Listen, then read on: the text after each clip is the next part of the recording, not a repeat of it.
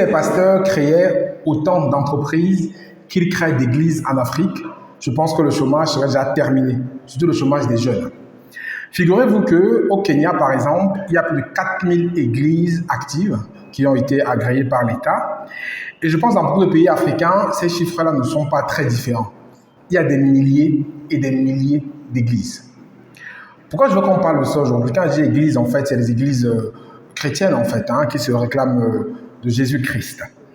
Pourquoi je veux qu'on parle de ça aujourd'hui? Parce qu'il y a, déjà, j'en vois tout le temps, c'est-à-dire quand je me balade ici au Cameroun, en fait, c'est aligné église, bar, paris sportif. Généralement, les trois sont alignés par la suite. C'est les trois mots, je pense, aujourd'hui qui minent beaucoup notre jeunesse. Mais revenons au niveau des églises, en fait. Pourquoi je veux qu'on parle de ça aujourd'hui? Je ne sais pas si l'information vous a échappé, mais il y a ces derniers jours un scandale, un vrai scandale au Kenya. Donc, je vais un peu vous lire ça tout à l'heure. Mais en fait, au scandale au Kenya, c'est quoi l'idée? C'est quoi l'histoire? C'est un pasteur, en fait, d'une église toujours de réveil, qui a amené ses fidèles à jeûner jusqu'à la mort en disant que, puisqu'ils vont jeûner longtemps, et c'est là qu'ils vont rencontrer Jésus-Christ. Et donc, ces personnes ont jeûné, comme avait recommandé leur pasteur. Et qu'est-ce qui s'est passé? Ils sont tout simplement morts. Voilà. Donc ça, c'est les histoires qu'on raconte souvent, en fait, qu'on voit partout, qu'on voit généralement un peu partout, où il y a ces églises de réveil, pour moi, que je catégorise de sectes. Ce n'est pas vraiment des églises, parce qu'il y a toujours un gourou à la tête. Un mec, en fait, qui dit que, s'il dit que le blanc est jaune, les gens diront que le blanc est jaune. Donc, c'est toujours ces personnes, en fait, qui incarnent ces églises de réveil et qui traumatisent un peu notre société aujourd'hui. Donc là, je veux un peu qu'on regarde, je vais partager un peu avec vous les éléments. Donc, on dit en fait que c'est 80 membres d'une secte chrétienne au Kenya, dont les corps ont été découverts dans les fosses communes après avoir été persuadés de se laisser mourir de faim par le gourou. Donc voilà un peu ce qui se passe dans cette histoire. On va regarder rapidement et c'est vraiment fou, quoi. Donc en fait, le pasteur en question, en fait, il y en a deux qu'on a arrêtés. Donc le pasteur en question, en fait, c'est Ézéchiel Odero. Donc il est chef du centre de prière Église de la Nouvelle Vie, donc New Life Prayer Center and Church. Il a été arrêté, il fait l'objet de poursuites en fait. Donc on l'accuse de meurtre de masse des fidèles. Et avant lui, il y a eu un autre aussi qui a fait pareil, qui a aussi demandé aux gens de faire n'importe quoi, ils sont morts. Donc l'autre, il s'appelle, je vais trouver son autre pasteur qui a aussi prêché qu'il fallait jeûner, Paul Mackenzie Tengue. Donc il prêchait un jeûne extrême comme moyen de rencontrer Jésus. Donc là, on est à 80 morts qu'on a découvert. Et maintenant, toutes ces personnes ont déjà été en fait attaquées pour plusieurs choses parce qu'ils ont eu des idéologies louches et inacceptables. Il y a l'un qui avait dit par exemple qu'il ne fallait pas scolariser les enfants, affirmant que l'éducation n'est pas biblique. Et il a été arrêté aussi après la mort de 2 enfants affamés par leurs parents liés à la secte. Donc c'est pour dire en fait que ça c'est juste un exemple de ce qu'on voit un peu partout. Je ne sais pas dans votre pays ou dans votre communauté comment ça se passe. Mais on a donc ces églises de réveil qui pullulent de partout et qui sont pour moi un vrai problème. Pourquoi c'est un vrai problème? Parce que d'abord, comme je l'ai dit en introduction, si ces pasteurs-là mettaient leur énergie qu'ils ont mis aujourd'hui à créer des églises de partout, à plutôt créer des entreprises, je pense que beaucoup de jeunes seraient déjà sortis du chômage. Après, je vois ceux qui vont me dire que oui, c'est la religion, c'est pas pareil, machin, tout ça. Mais vous pensez que ces pasteurs-là qui créent ces églises-là, qu'est-ce qu'ils font? Ils font du business. Et le business profite à qui? À eux-mêmes, à eux seuls. Par exemple, là, dans le mec du Kenya dont on parle, il vendait des tissus, des bouts de tissu, à très cher, disant que ce bout de tissu est capable de guérir des maladies. Est-ce que c'est vrai ça? Les gens achetaient. Les gens achetaient ce bout de tissu par milliers pour pouvoir justement penser que ça allait guérir leur maladie. Vous pensez que l'argent va dans la poche de qui?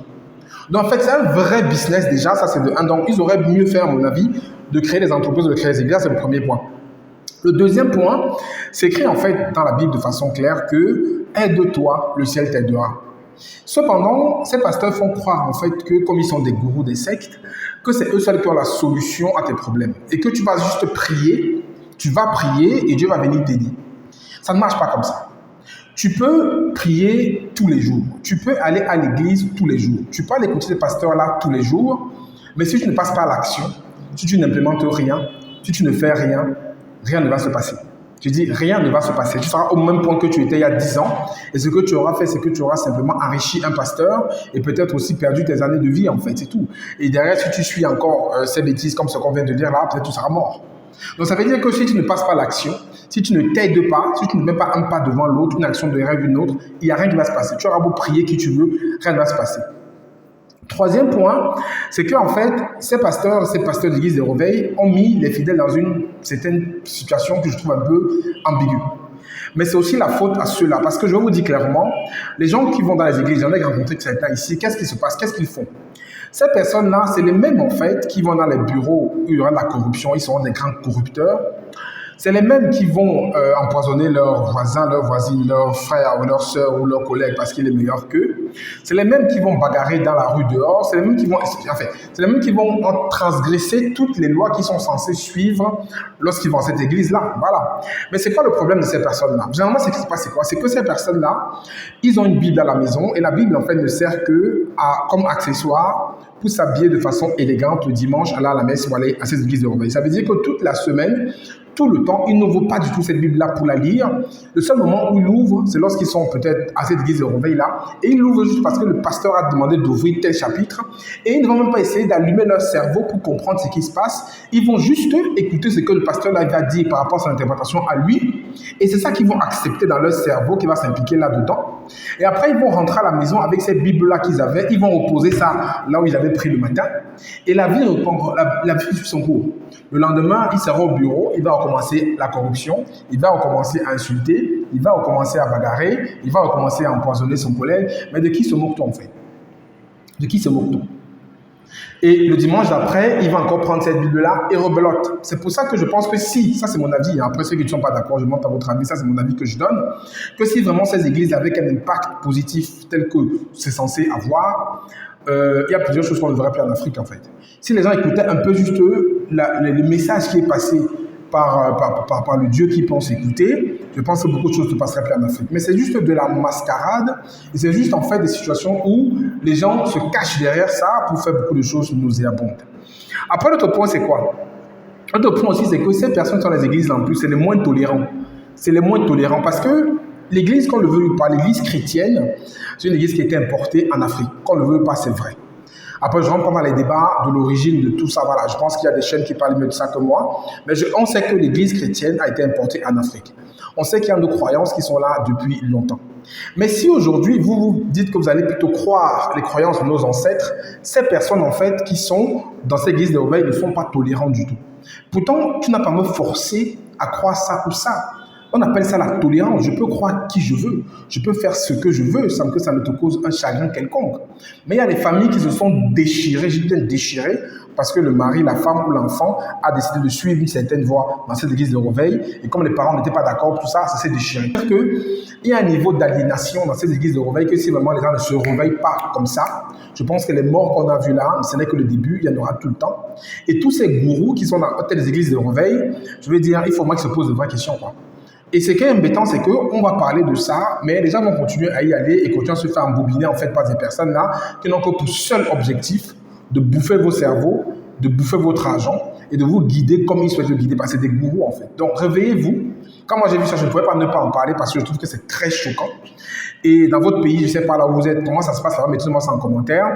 Et moi je pense que cette église de réveil là, je ne sais pas, je pense que c'est vraiment quelque chose qui est mis là pour endormir la population en fait.